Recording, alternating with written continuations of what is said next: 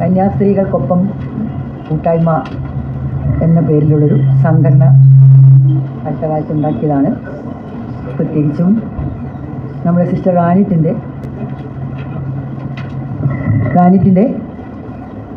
Public സ്റ്റേറ്റ്മെൻ്റൊക്കെ വന്നതിന് ശേഷം, അതായത് 4 വർഷം കഴിഞ്ഞിട്ടും ഏറ്റവും അധികാരശക്തിയുള്ള ബിഷപ്പിനെതിരായിട്ടുള്ള ഒരു പോരാട്ടത്തിൽ ഈ കന്യാസ്ത്രീകൾ ഇന്ന് കേരളത്തിൽ അനുഭവിച്ചുകൊണ്ടിരിക്കുന്നത് നമുക്കാർക്കും വിശ്വസിക്കാൻ പറ്റാത്ത തരത്തിലുള്ള ഒരുതരം ഭ്രഷ്ടാണ്, സാമൂഹ്യ ഭ്രഷ്ട് എന്ന് പറയുന്നത്.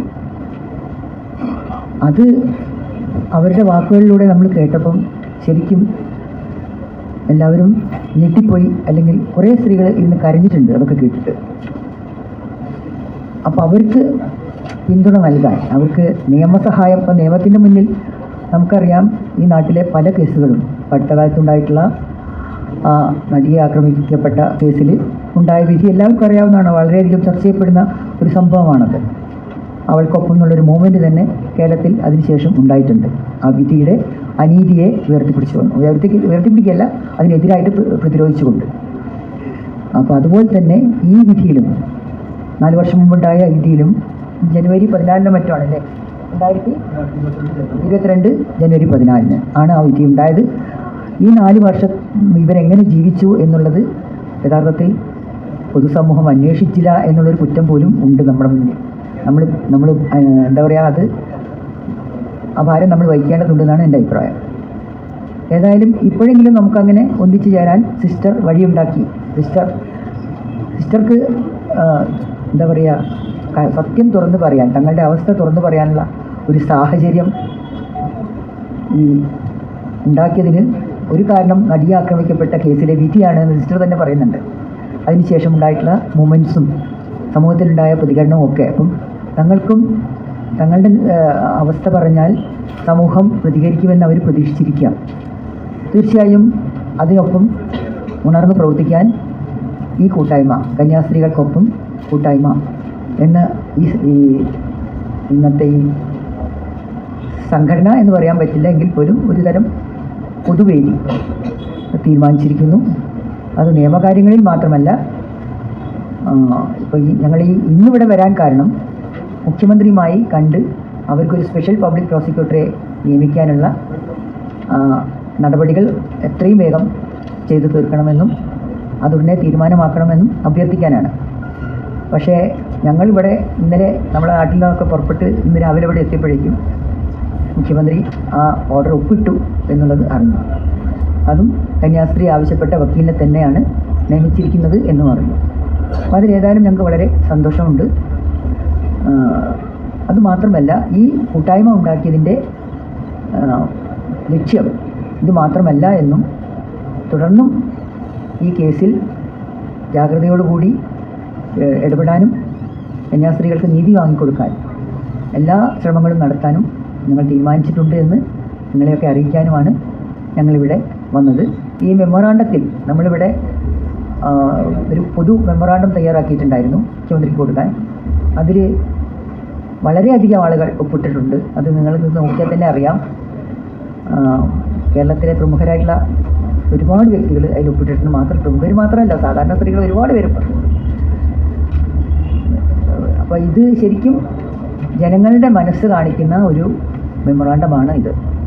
അത് എന്തായാലും ഇത്രയും ശ്രമങ്ങൾ നടത്തി ശരിക്കും 3-4 ദിവസം കൊണ്ടാണ് ഞങ്ങൾ ഈ ഒപ്പുകൾ ശേഖരിച്ചത്. അല്ലാണ്ട് ഒരു 2-3 ആഴ്ചയോ അല്ലെങ്കിൽ 2 മാസങ്ങളോ എടുത്തിട്ടല്ല.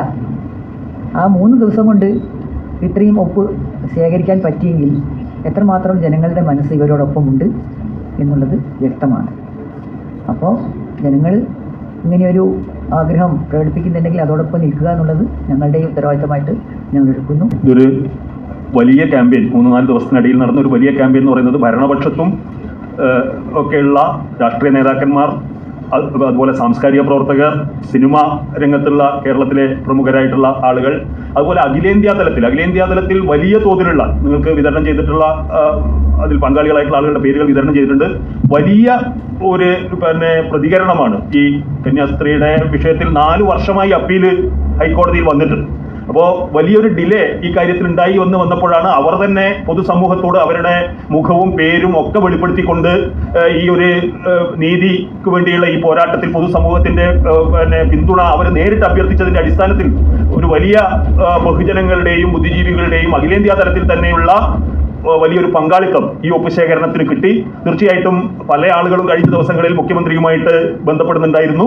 അങ്ങനെ ഒരു വലിയ സമ്മർദ്ദം ഈ വിഷയത്തിൽ കേരളത്തിന് പുറത്തും രൂപം കൊണ്ടതിന്റെ ഒരു സമ്മർദ്ദത്തിന്റെ കൂടി ഫലമായിട്ടാണ് ഇത്തരത്തിൽ ഒരു തീരുമാനത്തിലേക്ക് സർക്കാർ എത്തിയത് എന്നുള്ളത് നമുക്കൊക്കെ അറിയാം. എന്നാലും ഗവൺമെന്റ് യഥാവസരം ആ വിഷയം പരിഹരിച്ചു എന്നുള്ളതും അവർ തന്നെ ആവശ്യപ്പെട്ട അതിജീവിത തന്നെ ആവശ്യപ്പെട്ട വക്കീലിനെ സ്പെഷ്യൽ പബ്ലിക് പ്രോസിക്യൂട്ടറായിട്ട് തീരുമാനിച്ചു എന്നുള്ളതും അഭിനന്ദനാർഹമായിട്ടുള്ള ഒരു കാര്യമാണ്. പക്ഷേ ഇനിയും കാരണം പലപ്പോഴും അതിജീവിതമാരുടെ കേസുകളിൽ ഉണ്ടായിട്ടുള്ള നമുക്കറിയാം ദിലീപ് പ്രതിയായിട്ടുള്ള കേസിൽ ആ കേസിന്റെ നടത്തിപ്പിൽ പലപ്പോഴും സ്പെഷ്യൽ പബ്ലിക് പ്രോസിക്യൂട്ടർമാർ ഒഴിഞ്ഞു പോകുന്ന ഒരു കാഴ്ച നമ്മൾ കണ്ടു.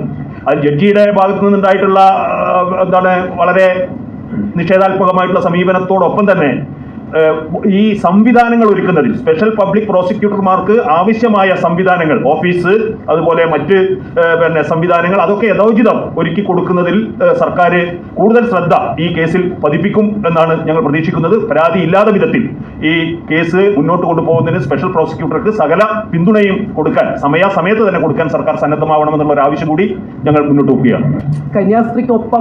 കന്യാസ്ത്രീകളോടൊപ്പം കൂട്ടായ്മ ഞങ്ങളൊരു മറ്റൊരു ആവശ്യം കൂടെ ഉന്നയിക്കുകയാണ് ഇവിടുത്തെ മുന്നണികളോട്.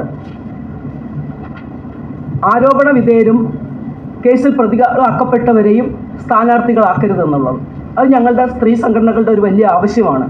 ഇവിടെ ആരോപണ വിധേയരായിട്ടുള്ളവരും അതോടൊപ്പം തന്നെ കേസിൽ പ്രതികളാക്കപ്പെട്ടവരും സ്ഥാനാർത്ഥി പട്ടികയിൽ കടന്നു വരാറുണ്ട്.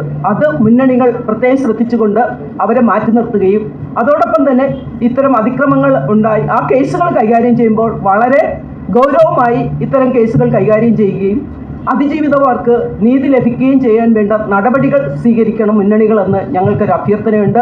കേസുകൾ നടത്തുന്നതിന് പ്രത്യേക കോടതികളും സ്ഥാപിക്കണമെന്നുള്ളതാണ് ഞങ്ങളുടെ ഒരു ആവശ്യം. കാരണം ഇത് സാധാ കോടതികളിൽ പോയി കഴിഞ്ഞാൽ അതൊരിക്കലും നീതി കിട്ടത്തില്ല. ഇങ്ങനെ കാലതാമസം വരും. ഇപ്പോൾ 4 വർഷമായി ഇത് അപ്പീലിന് പോയിട്ട് 4 വർഷം കഴിഞ്ഞിട്ട് ഇപ്പോഴാണ് ഒരു സ്പെഷ്യൽ പബ്ലിക് പ്രോസിക്യൂട്ടർ നിയമിക്കുന്നതും കേസ് എടുക്കാൻ പോകുന്നതും. തീർച്ചയായിട്ടും ആ കാര്യങ്ങളും പരിഗണിക്കേണ്ടത് സർക്കാരാണ്. കാരണം അത്തരത്തിലുള്ള ഇത് തടയാനും അങ്ങനെ പ്രചരണം നടത്തുന്ന ആളുകൾക്കെതിരായിട്ട് ഇപ്പോൾ പല കേസുകളിലും അങ്ങനെ ചെയ്യുന്നുണ്ടല്ലോ. അപ്പോൾ അതുകൂടി ഞങ്ങൾ ആവശ്യപ്പെടുകയാണ്. ഈ അതിജീവിതക്കെതിരായിട്ടുള്ള സൈബർ ആക്രമണത്തിനെതിരായിട്ടുള്ള കേസുകൾ പോലീസ് ചെയ്യണമെന്നാണ് ഞങ്ങളുടെ ആവശ്യം. ഇവരെ അതിജീവിതമാരെ ഡീമോറലൈസ് ചെയ്യാന്നുള്ളതാണ് ഈ സൈബർ ആക്രമണങ്ങളുടെ ലക്ഷ്യം. അത് അനുവദിക്കാൻ പാടില്ല എന്ന് തന്നെയാണ് ഞങ്ങൾക്ക് പറയാനുള്ളത്. അതിപ്പം എന്തായാലും സമൂഹം അവരെ കൂടെ ഉണ്ടെന്ന് അവർക്ക് മനസ്സിലാവുമ്പോൾ അവർക്ക് എന്തായാലും ഡിപ്രസ്ഡ് ഒന്നും ആവില്ല. ഇപ്പോൾ അവർ ഡിപ്രസ്ഡ് ആവില്ല. പക്ഷേ ഇതിങ്ങനെ തുടരുമ്പോൾ ഈ സൈബർ ആക്രമണം തുടരുമ്പം തീർച്ചയായിട്ടും അതൊക്കെ പ്രശ്നമായി തീരും. അതുകൊണ്ട് ഉടനെ മുളയിലെ തന്നെ നുള്ളിക്കളയാൻ സർക്കാർ നടപടികൾ എടുക്കണം തന്നെയാണ് അക്കാര്യത്തിൽ എനിക്ക് പറയാം.